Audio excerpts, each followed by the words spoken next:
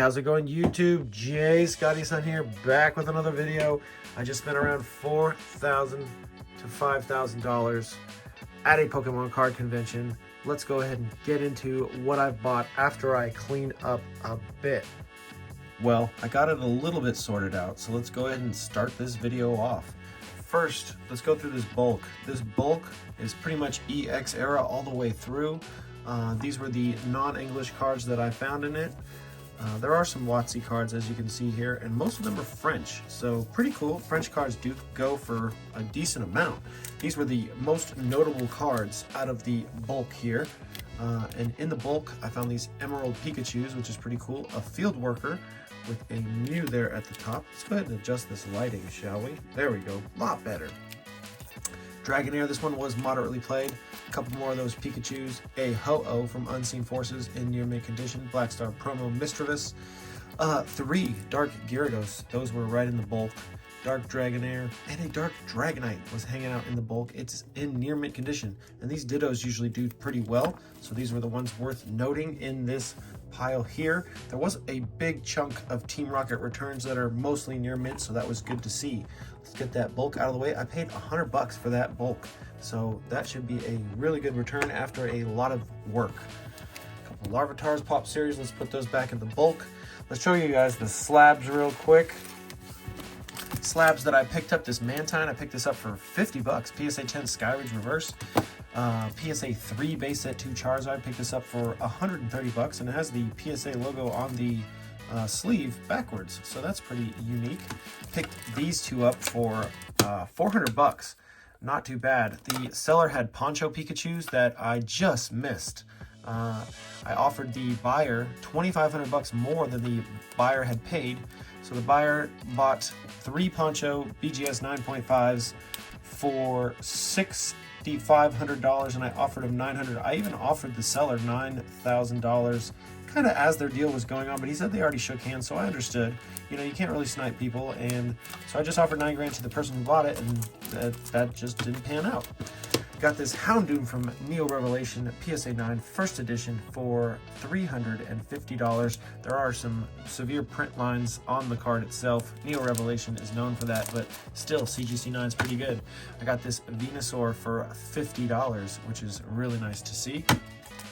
Where is this deck? Yeah, so this Venusaur came with all these cards for $1,000. So this together was $1,000. This was just a really good deal thrown in with these other cards. But the best cards in this stack here are going to be this Banette, this Ericus Venusaur, this Scyther from Unseen Forces, a sealed Charizard, Charmander Secret Rare Box Topper from EX Dragon, Gardevoir with a nice swirl, Gyarados, check that out, also nice swirl, the Charizard GX from Burning Shadows, and that's really the best cards from this. It's not in great shape, but not in terrible shape either, so not too shabby. Those were the best cards. And then just let me just skim through real quick. Nothing too crazy.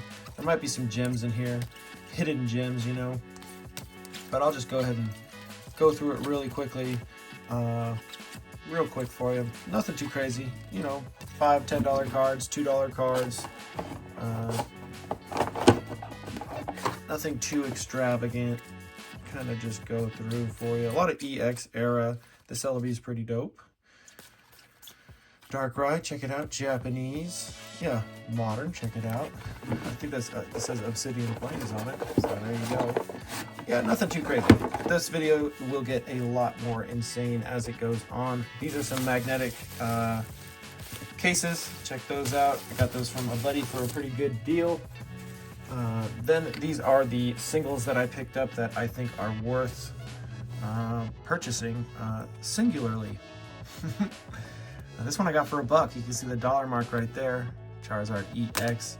And I got these for a total of $300, which not too bad. Got 25 off the sticker prices. The Emerald cards I got for, I think, $6 a piece is what we decided on these. They're in lightly played to near mint condition. Then some Unseen Forces, Holland Phantoms, Energies, more Energies. I think we came up with a deal for the Energies for pretty good deal. There was one fake one there out of the bunch.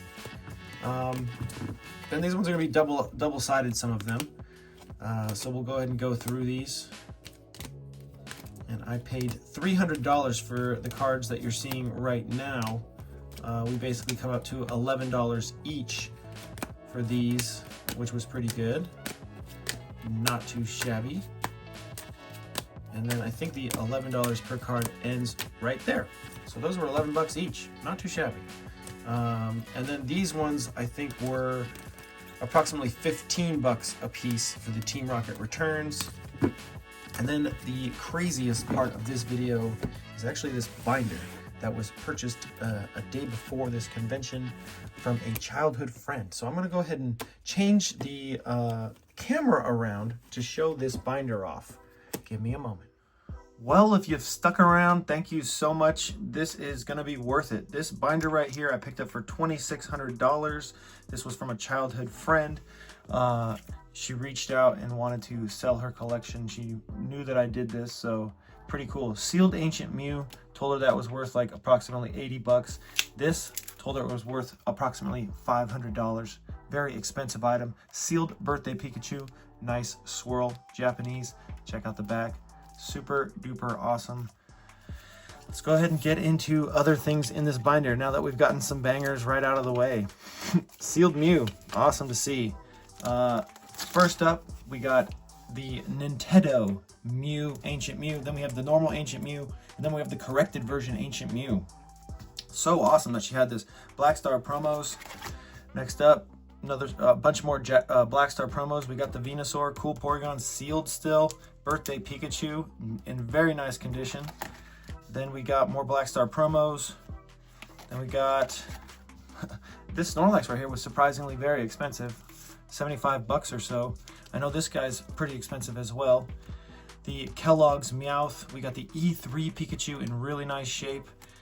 We got the pre-release. Then we got a pre-release Clefable. Check that out. Whose collections have this in it? So cool to see, and also in very good shape. The sleeves themselves are not too great. Then we got the Wizards of the Coast promo cards here. These three are all pre-release. E3 Pikachu, very cool. Red Cheeks Shadowless First Edition Pikachu, D Edition Error Butterfree.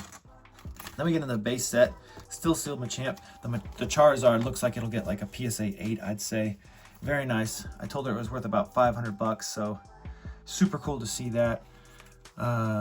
Next up, all base set Venusaur First Edition Shadowless Zapdos chilling there.